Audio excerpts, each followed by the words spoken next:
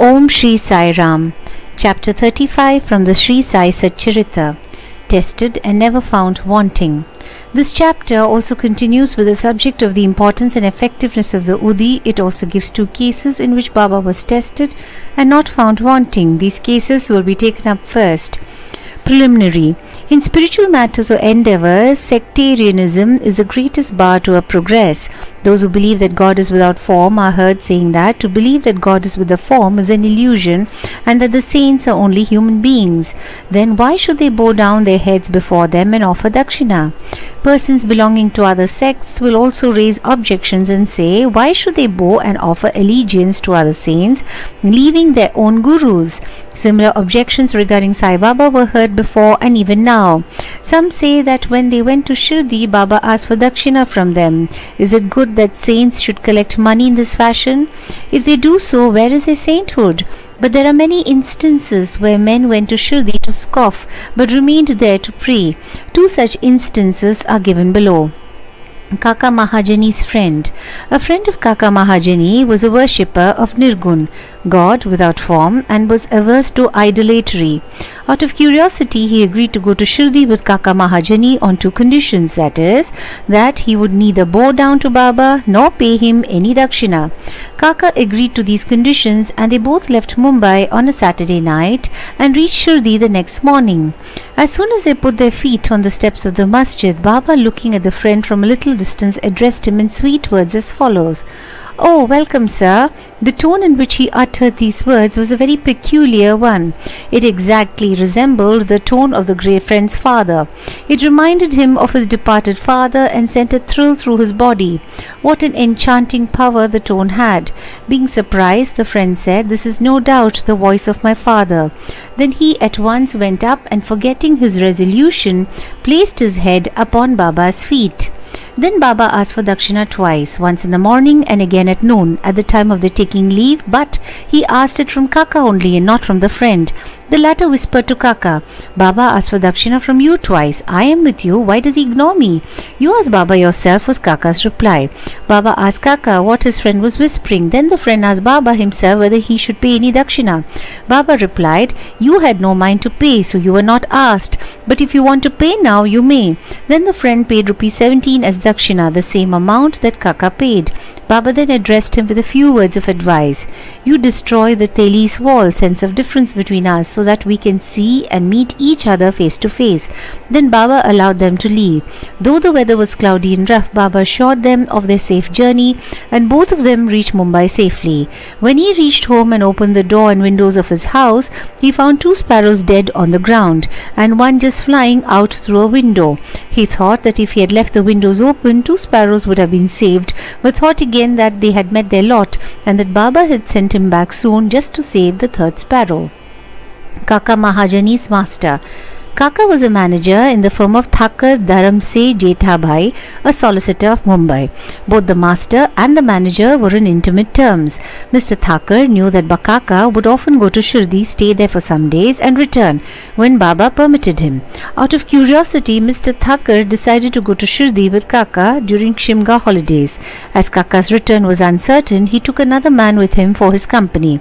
The three started together and Kaka bought 2 seers of raisins, dried grapes with seed, on the way for presentation to Baba. They reached Shirdi in due time and went to the masjid for darshan.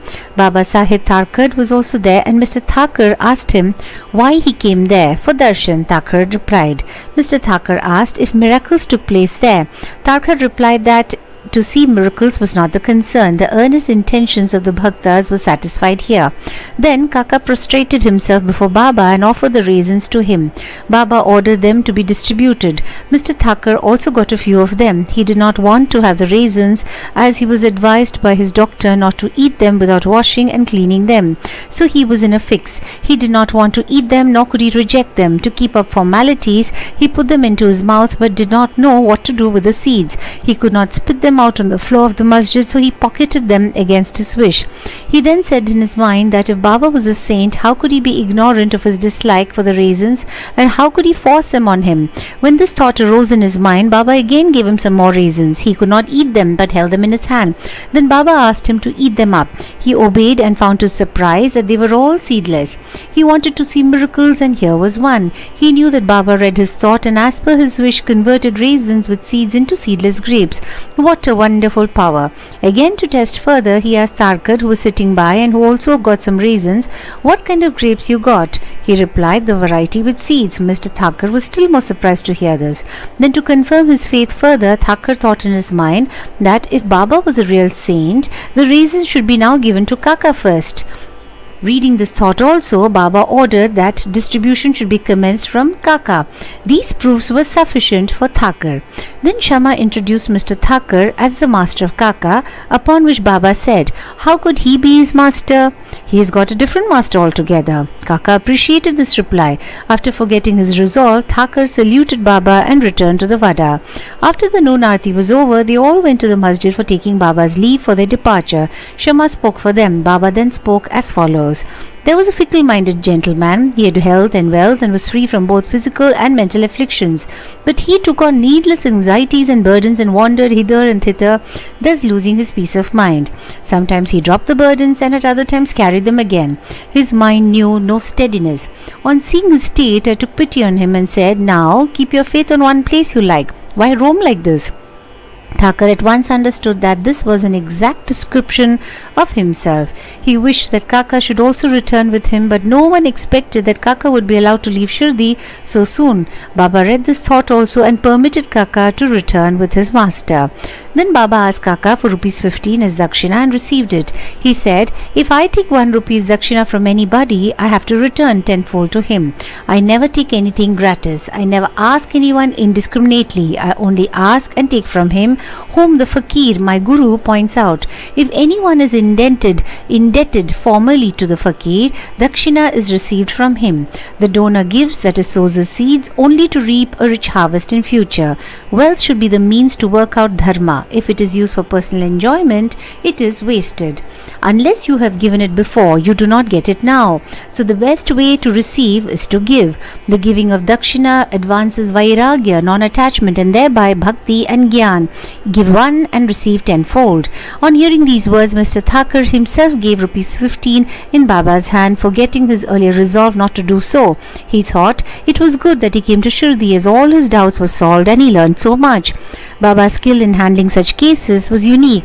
Though he conducted all that, he was totally non-attached to them. Whether anybody saluted him or not, or whether anybody gave him dakshina or not, all was same to him. He felt no pleasure if he was worshipped and felt no pain if he was disregarded. He had transcended the pairs of opposites, that is, pleasure and pain, etc. Insomnia case. A Kayastha Prabhu gentleman of Bandra suffered from insomnia for long. As soon as he lay down for sleep, his departed father appeared to him in his dream, abused and scolded him severely. This disturbed his sleep and made him restless the whole night. Every night this went on, and the man did not know what to do. One day he consulted a devotee of Baba in this respect. He recommended the Udi as the only infallible remedy he knew. He gave him some of the Udi and asked him to apply little on his forehead before going to bed and keep the Udi packet under his pillow. He tried this remedy and found to his great surprise and joy that he had a sound sleep and there was no disturbance of any kind. He continued the remedy and always remembered Sai. Then he got a picture of Sai Baba which he hung on the wall near his pillow and started worshipping it daily, and on Thursdays offered garland, naivedya, etc. Then he got well and forgot his trouble altogether. Balaji Patil Nevaskar. This man was a great devotee of Baba. He rendered excellent and selfless service. Every day he swept and kept clean all the passages and streets in Shirdi through which Baba passed in his daily routine. After him, this work was done equally well by another devotee, Radhakrishna Mai, and after her by Abdullah. When Balaji reaped his corn every year, he brought the whole quantity and presented it to Baba. He returned with what Baba gave him back and maintained himself and his family with it. This course was followed by him for many years, and after him by his son also. Power and efficacy of Udi. Once it happened that on Balaji's death anniversary, a certain number of guests were invited and the dinner was prepared for them. But at dinner time it was found that thrice the number of people invited turned up. Mrs. Newaskar was in a fix. She thought that the food would not suffice for the people assembled, and if it fell short, the honor of the family would be at stake.